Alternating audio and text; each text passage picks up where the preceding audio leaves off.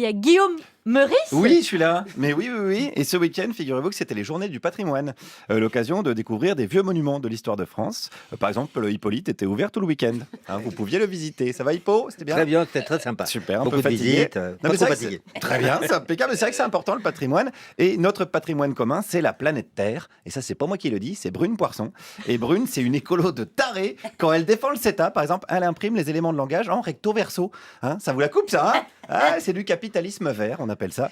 C'est comme le cannibalisme bio, c'est pareil. On va à petits pas, comme vous disiez Jamel Macron. Ben Salah, pardon, excusez-moi. C'est comme pour les jeunes qui ont manifesté ce week-end pour le climat en France. Les CRS ont distribué gratuitement des châtaignes et des patates, mais issues de permaculture. C'est important. Tout ça à cause de qui? Une gamine de 16 ans, Greta Thunberg, qui en veut aux générations passées de lui laisser seulement la promesse d'un avenir pourri. Et du coup, les générations passées, elles sont pas hyper dingues de Greta. Je suis allé les voir ce matin. Elle devrait être en classe. Ah, vous trouvez, ouais. Ouais. Je sais qu'il y a grève demain et je trouve que c'est lamentable. Et je me dis, pauvre France, c'est dans un triste état. Triste état, cette France. Alors attention, la grève demain, c'est contre les réformes de Macron. Ça n'a rien à voir avec Greta. Avec Guetta, par contre, avec Bernard Guetta, oui, qui soutient toujours Macron. On l'embrasse d'ailleurs, Bernard. Bisous. Oui, il nous écoute depuis son EHPAD.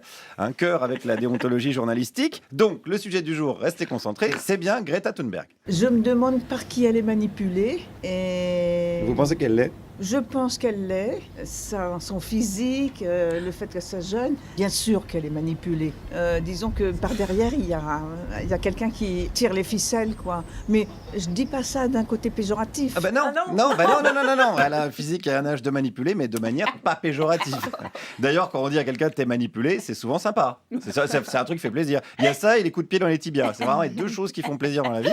Allez, poursuivons sur la même thématique. Une gamine de 12 ans qui est évidemment manipulée par sa famille ou par des gugus. Je trouve que c'est assez lamentable. Elle a pas 12 ans, Comment? Elle a 16 ans. Ah oui, 16 ans. Bon, c'est pareil. Alors, non. Alors, pour Roman Polanski, oui, évidemment, mais pas pour le juge d'application des peines. Il y a une petite différence. Alors, attention, parce que pour ce monsieur aussi, il y a une différence. C'est presque plus grave si elle a 16 ans. Ah, pourquoi? Parce qu'elle pourrait avoir son opinion quant à ses capacités de mobiliser. Et je crois même qu'elle est allée à l'ONU, là. Oui, exactement. Oui, non mais attendez, on rêve. Mais alors, pourquoi elle pourrait pas avoir une opinion propre? Mais est-ce que c'est à eux de faire ça? Est-ce que c'est à un jeune de faire ça? Il va se prendre pour le Christ bientôt. Alors, il y a quand même aussi des différences entre Jésus et Greta Thunberg. Même si j'aime bien l'idée que Jésus ait pu avoir des couettes, je trouve que ça lui arrive, ça serait sympa. Et c'est vrai aussi qu'il y en a pas mal qui veulent la crucifier, Greta. D'ailleurs, parler de Greta Thunberg à quelqu'un, c'est quand même un bon moyen pour repérer si la conversation va bien se passer. C'est quelque chose que je vous conseille de faire chez vous à dîner de famille. Et Greta Thunberg, normalement, voilà, ça se passe bien.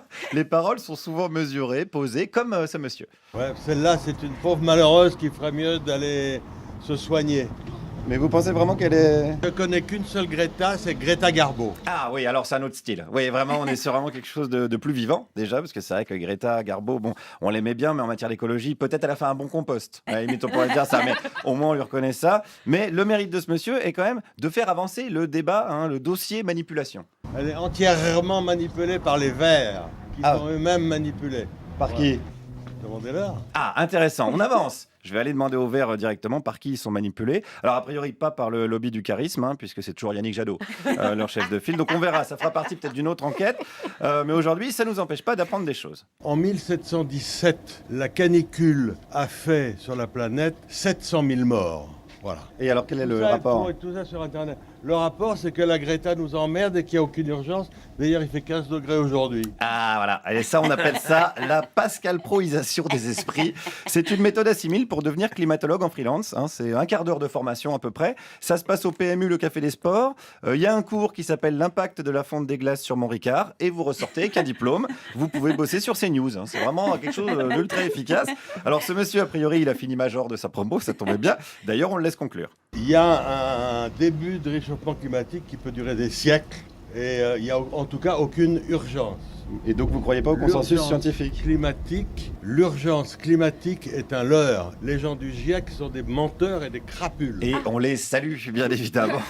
Et on salue aussi tous les jeunes qui se mobilisent. Continuez à faire passer celles et ceux des vieilles générations qui vous méprisent pour ce qu'elles sont, les seuls responsables de la situation, ou plutôt les seuls irresponsables de la situation.